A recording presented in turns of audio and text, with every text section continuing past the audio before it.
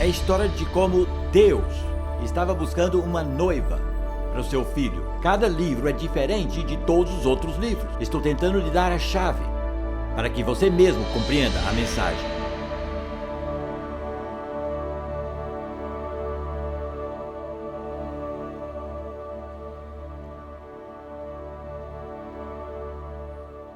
Gostaria de dar uma pequena aula de filosofia. Todo mundo tem uma filosofia, é a sua forma de pensar sobre as coisas. A palavra simplesmente significa amar a sabedoria ou buscar respostas a perguntas grandes. E todos nós temos uma filosofia, mas o problema é que no mundo moderno há tantas filosofias diferentes sendo lançadas contra nós pela mídia de massa em tantas formas diferentes que acabamos entrando em confusão. Se você aceitar Gênesis 1, então um monte de filosofias modernas serão descartadas. Na primeiríssima página da Bíblia, eu elaborei uma lista de algumas delas. Eu tremo nas bases quando ouço uma palavra terminada em ismo.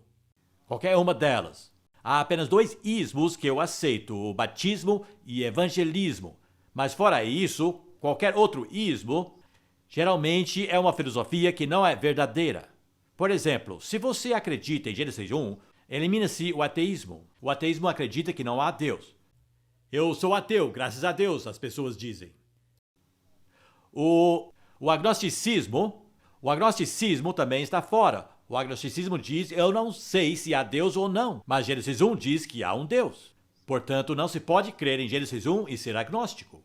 O animismo, que é uma crença em que há muitos espíritos controlando o nosso mundo, espíritos de rios e de montanhas.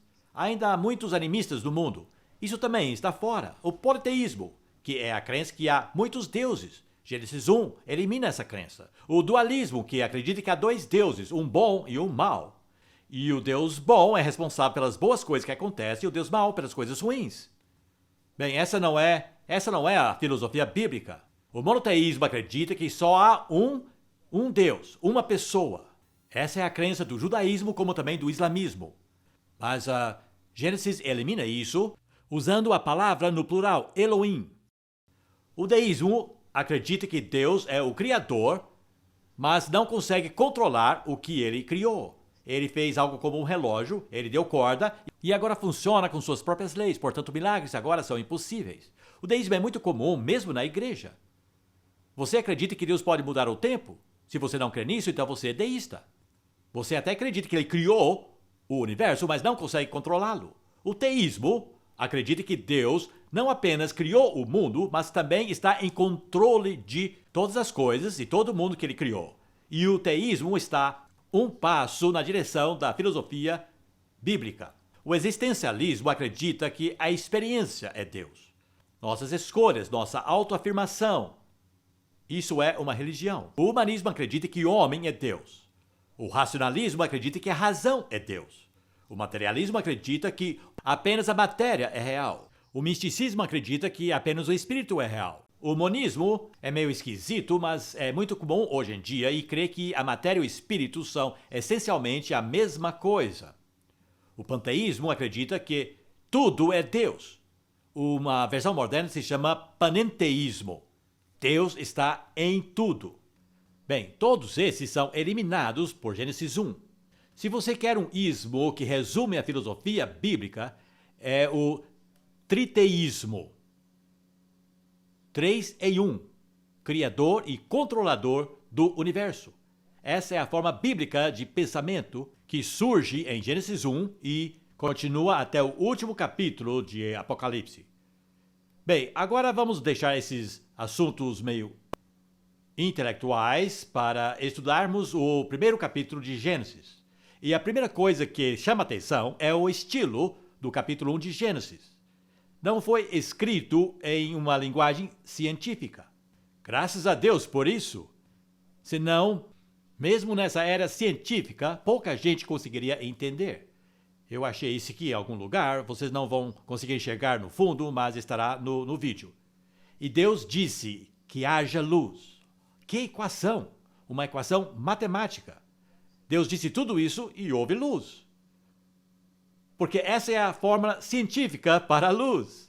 Que bom que Deus não escreveu Gênesis em linguagem científica, senão Nenhum de nós conseguiria entendê-lo, ou pelo menos poucos de nós. Foi escrito numa linguagem muito simplística. Por exemplo, há apenas 3 tipos de vegetação em Gênesis 1: ervas, plantas e árvores. É muito simples essa categorização de vegetação, não é? Todos sabem o que são as ervas, as plantas e as árvores. Há apenas 3 tipos de animais mencionados em Gênesis 1: animais domésticos, animais que caçamos para comida e animais selvagens. Agora, essas classificações simples são facilmente entendidas por todos, em qualquer lugar. 3 tamanhos de plantas, 3 tipos de animais, dependendo do seu relacionamento conosco.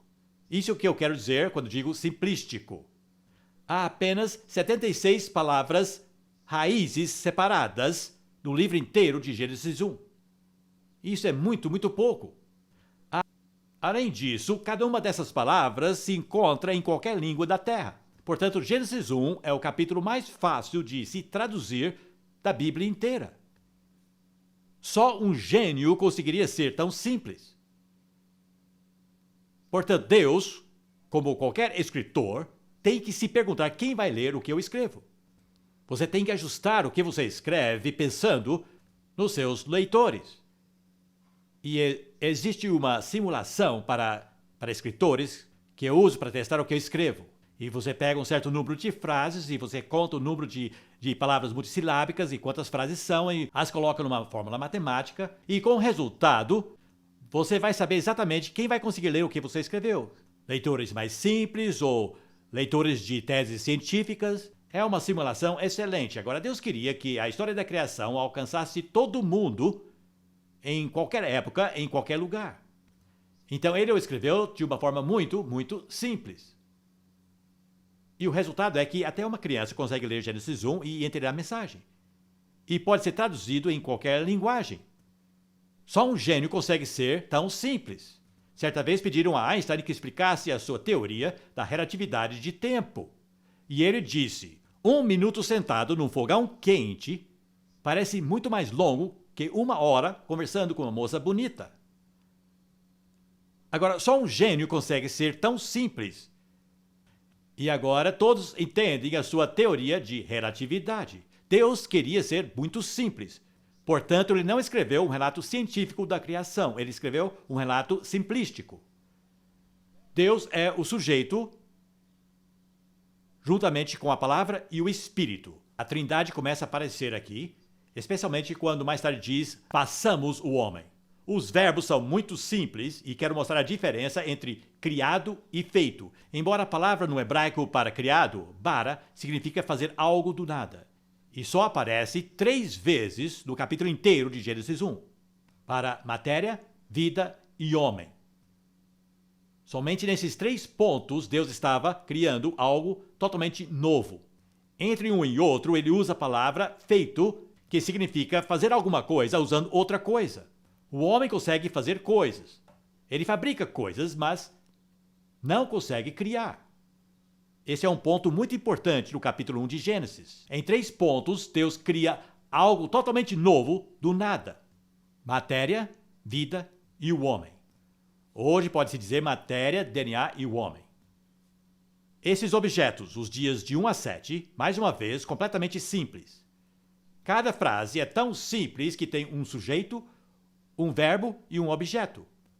A gramática é tão simples e sem rodeios que, como já disse, qualquer pessoa consegue entender. Uma obra extraordinária. A estrutura de Gênesis 1 foi maravilhosamente elaborada. Ela é muito ordeira e se estende por 6 dias, mas os 6 dias são divididos de 3 em 3. Talvez você nunca reparou nisso, mas claramente há 2 grupos de 3 dias. No começo de tudo, diz que a terra não era habitável e não era habitada. Era sem forma e vazia. E Deus leva 3 dias para formar a terra e 3 dias para populá-la. Nos primeiros 3 dias, ele criou um ambiente. E no segundo grupo de 3 dias, ele cria coisas individuais ou criaturas que habitam esse ambiente.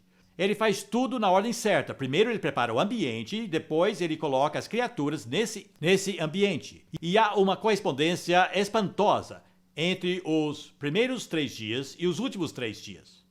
Nos primeiros 3 dias, ele criou um ambiente variado por contraste. O contraste entre a luz e as trevas, entre o céu e o mar e a terra do mar. Ele está criando distinções que trazem variedade. Tendo criado isso, no terceiro dia ele coloca as plantas. E agora ele cria os habitantes. Agora o Sol e a Lua, nesse sentido, são os habitantes da luz. Eu vou voltar a isso mais tarde. Há um ponto muito importante aqui. Mas a separação de luz e trevas foi geral. Agora temos os específicos, o Sol, a Lua e as estrelas habitando essa luz e essas trevas. O céu do oceano, ele os enche com pássaros e peixes. E no sexto dia, na terra seca, os animais e os seres humanos aparecem. Quantos de vocês já tinham observado esse paralelo entre os primeiros 3 dias e o segundo grupo de 3 dias? Quase ninguém. Não é maravilhosa essa ordem, feita de forma tão linda? Deus fazendo as coisas de forma tão ordeira e tão precisa. Ele está transformando o caos em ordem, a sua especialidade. Agora, eu disse na última palestra que Gênesis 1 é matemático. Os 3 números que aparecem sempre nesse relato, mesmo em português, são 3, 7 e 10. 3 é o que Deus é, 7 é o número de perfeição em todas as escrituras e 10 representa a conclusão. Agora, ao olhar os 3, 7 e 10, é espantoso. Em apenas 3 pontos, Deus realmente cria alguma coisa. 3 vezes ele chama algo pelo nome. 3 vezes ele faz algo. E 3 vezes ele abençoa algo.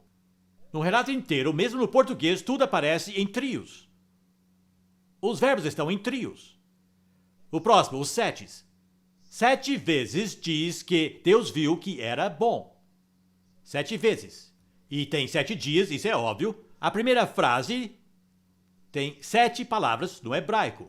As últimas 3 frases desse relato da criação são todas frases de 7 palavras.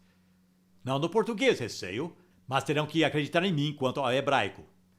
Agora, tudo isso é um contraste muito forte, por exemplo, ao épico babilônico da criação, que é tão complicado e tão esquisito que, quando comparado com a simplicidade da palavra de Deus, você não terá dúvida qual dos dois é verdadeiro. Muito bem, agora preciso abordar nesse ponto, abordar o problema.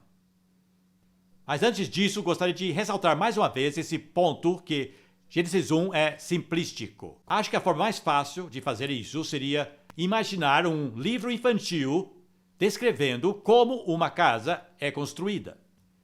Se você quer escrever um livro infantil, teria que elaborar um resumo simplificado. Você diria, primeiro veio o pedreiro, que colocou os tijolos, depois veio o carpinteiro para colocar as armações das janelas e das portas e o telhado, depois veio o encanador para colocar a encanação, para a água e para o esgoto, depois veio o eletricista para colocar a fiação, depois veio o rebocador para fazer as paredes, o decorador veio para pintar e depois todos saíram de férias. Portanto, explicar isso de uma forma simples para crianças, você poderia explicar tudo em 7 etapas.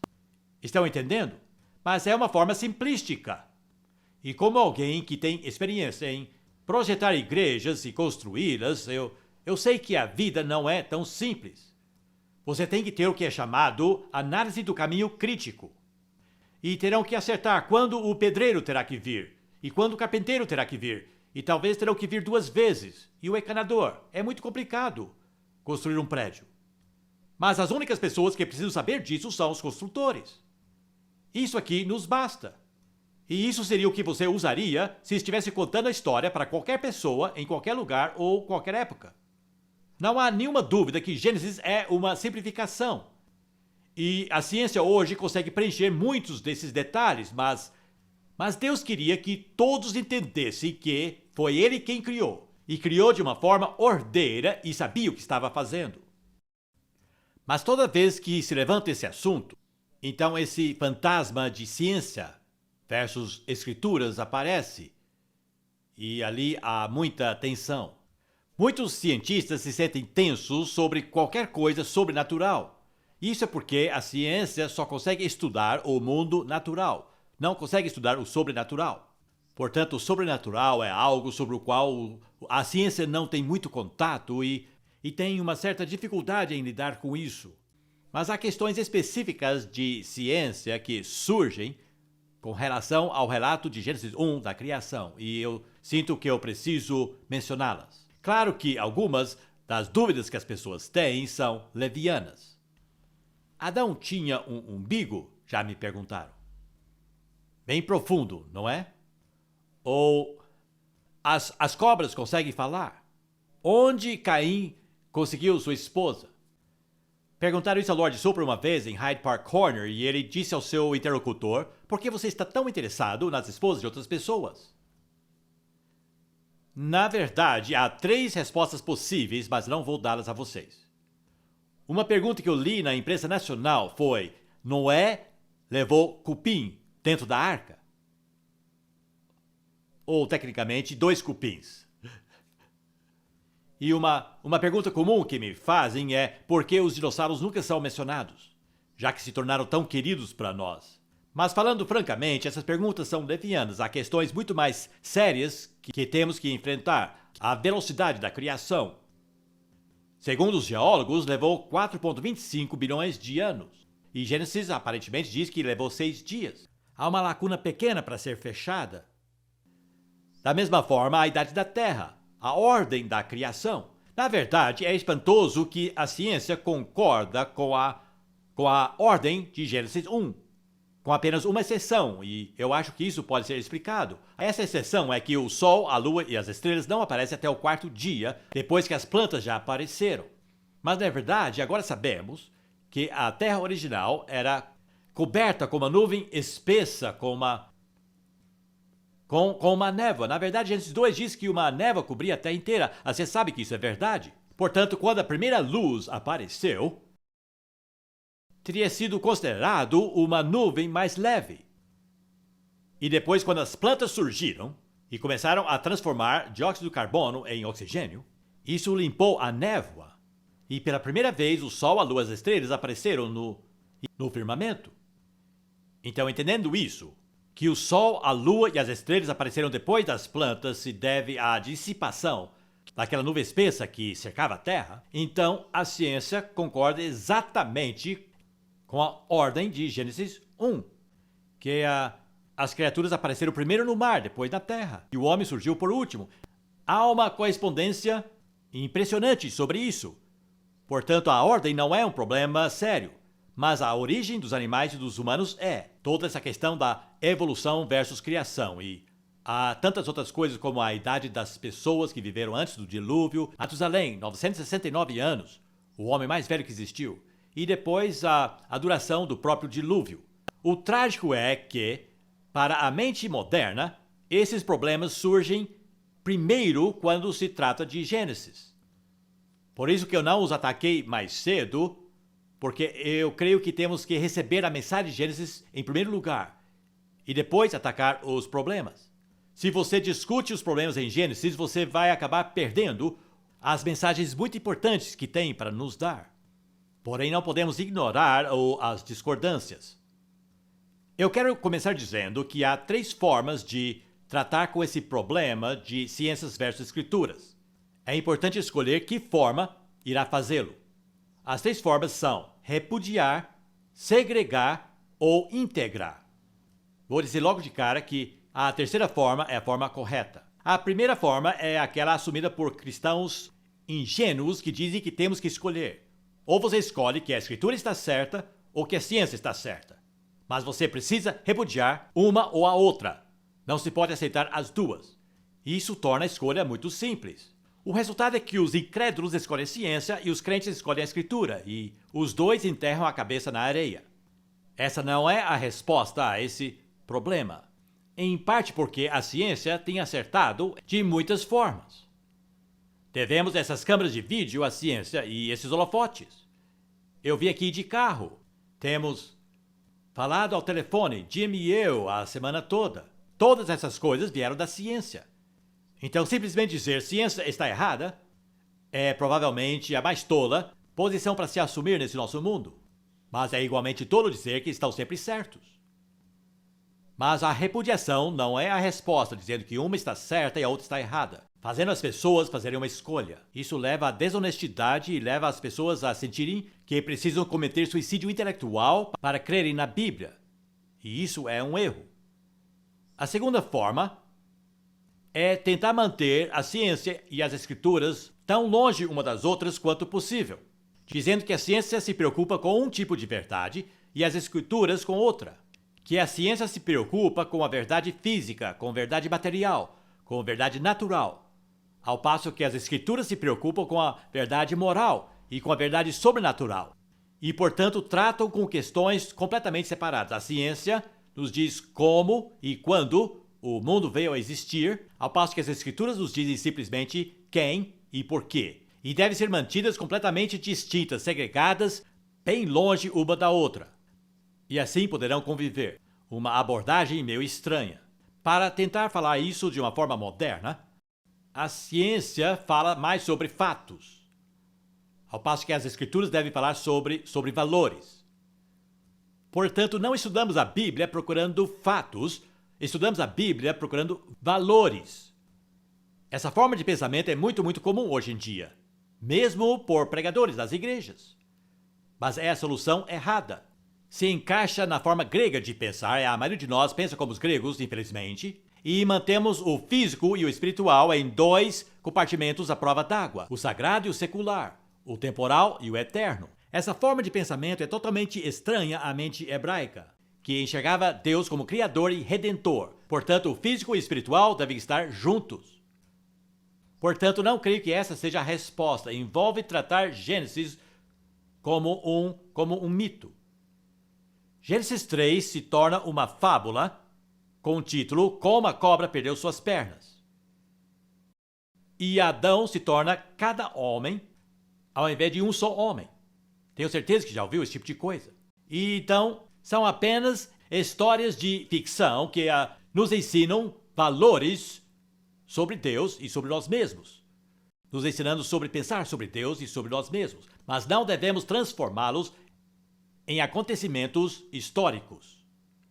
Agora, se você começa a andar esse caminho e trata Adão e Eva como um mito, uma história com uma verdade moral, mas não uma verdade histórica, então onde você vai parar? Ao ler a Bíblia inteira. No começo, as pessoas disseram que Adão e Eva eram mitos, depois prosseguiram e disseram que Noé também era um mito. A história do dilúvio contém verdade, mas é uma verdade moral, não histórica. Depois prosseguiram e disseram que Abraão, Isaac e Jacó também eram mitos. Depois prosseguiram e disseram que Moisés era um mito. E quem viu uma série recentemente da TV sobre o Êxodo por um homem chamado Roma, verá que ele tratava como um mito. Uma história legal, com uma boa moral, mas não verdade histórica. E depois prosseguiram, e hoje em dia há teólogos que tratam a ressurreição e o nascimento virginal de Jesus como um mito. Histórias que contêm uma verdade. Esse é o meu problema com essa abordagem, onde você para. Vai chegar ao ponto que não existe história na Bíblia.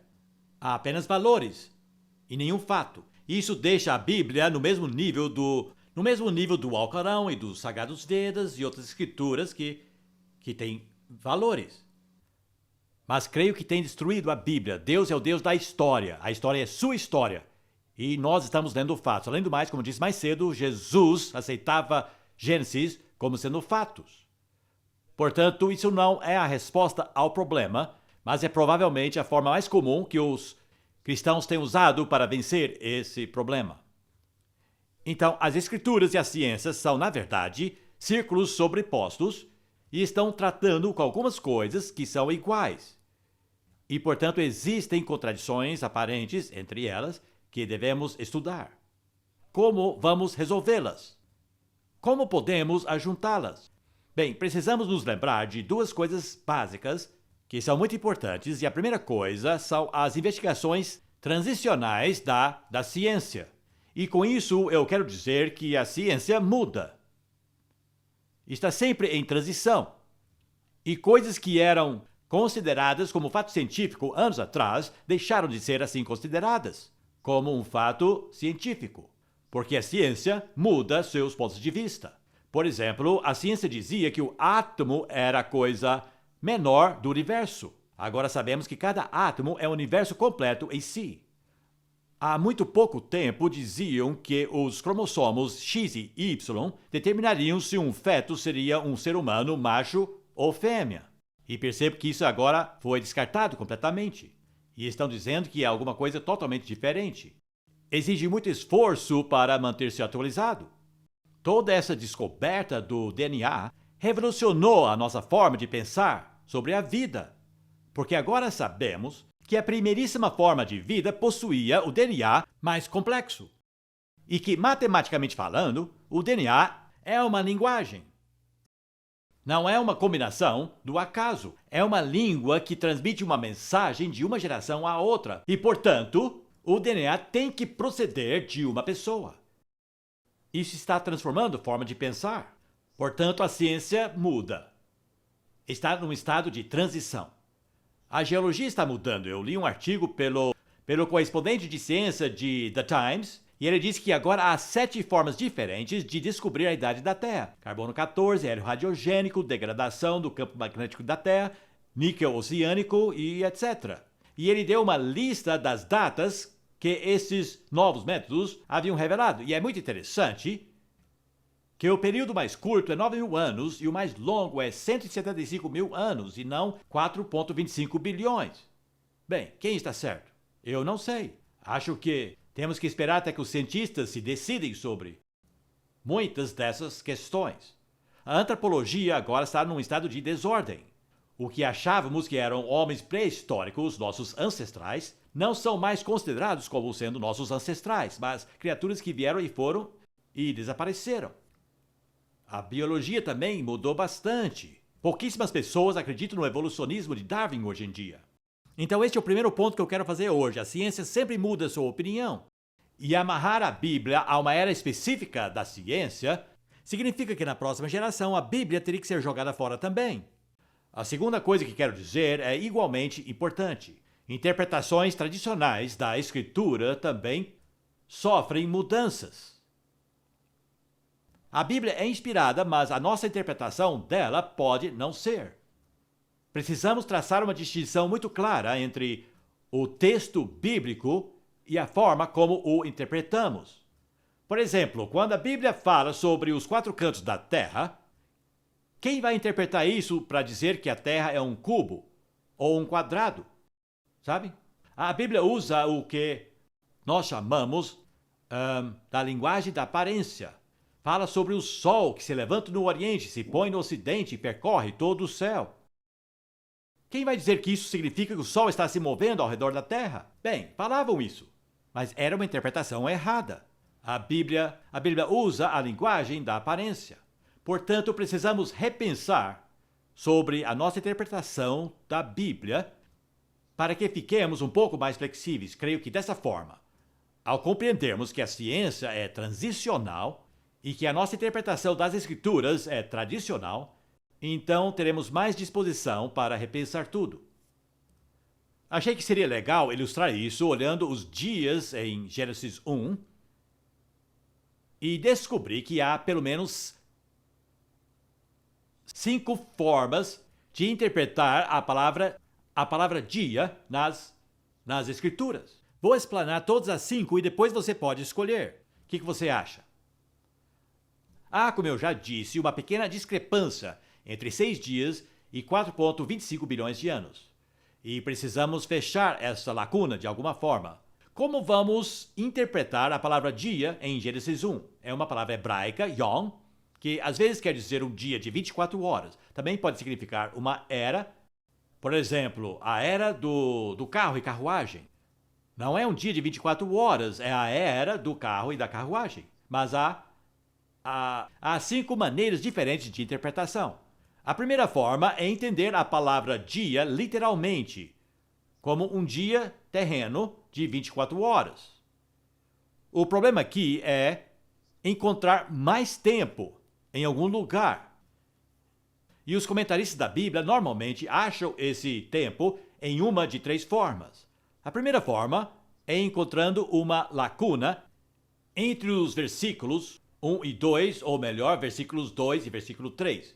Em outras palavras, a terra, diz a Bíblia, se tornou sem forma e vazia, ao longo de um período comprido. E os 6 dias são Deus colocando em ordem. É uma teoria muito comum, a gente encontra essa teoria na Bíblia de Scofield e também nos comentários de outras Bíblias, que na verdade os 6 dias eram a reconstrução de um mundo que entrara em caos ao longo de um período comprido. Uma teoria muito comum. A segunda forma de encontrar mais tempo é descobrir tudo no dilúvio. Há vários livros, os mais notáveis ligados aos nomes Whitcomb e Morris, dizendo que todos os dados geológicos que temos vêm do dilúvio. Não é muito fácil sustentar isso. A forma mais intrigante de encontrar mais tempo é a seguinte, que Deus criou peças genuinamente antigas. Começa com a teoria: qual a idade de Deus quando ele foi criado? Desculpem, Adão, quando foi criado. Ele não era um bebê.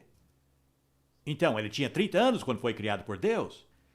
Nesse caso, qualquer pessoa que o visse teria dito: você tem 30 anos, e estariam errado. Ele só teria meia hora de idade. Estão entendendo?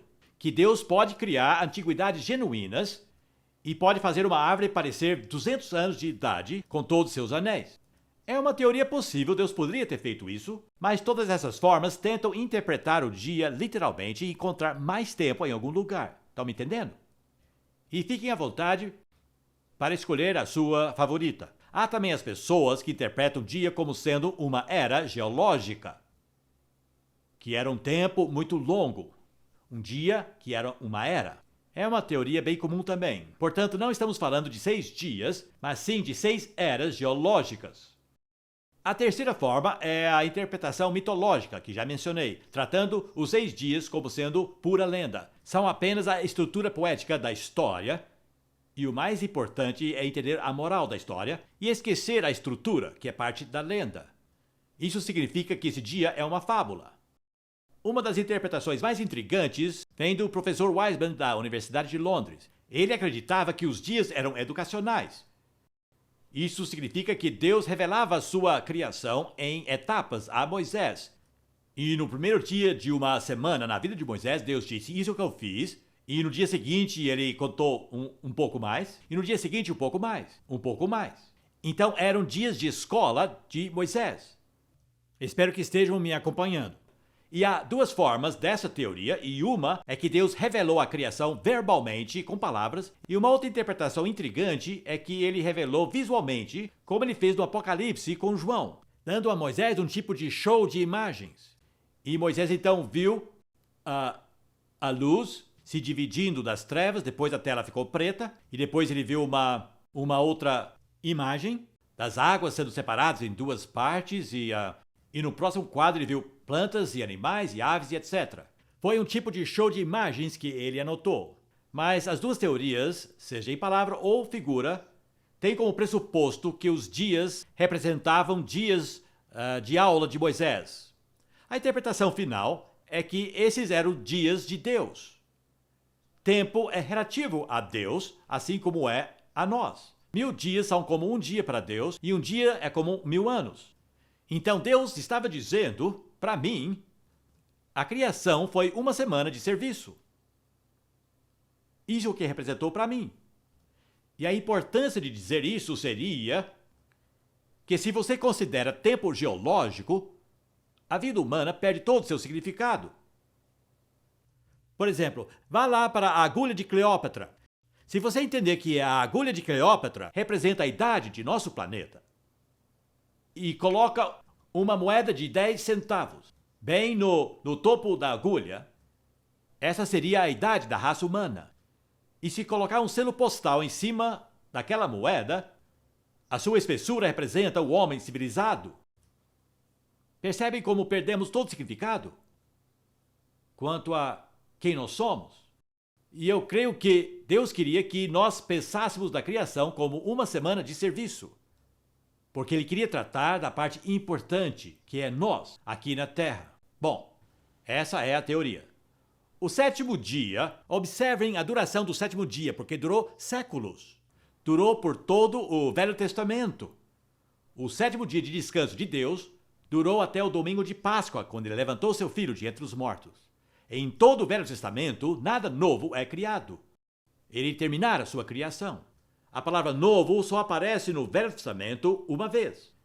Que eu me lembre, só uma vez. Há um versículo em Eclesiastes: eis que não há nada novo debaixo do sol. Portanto, Deus descansou por todo o Velho Testamento. Sim, foi um dia bem longo.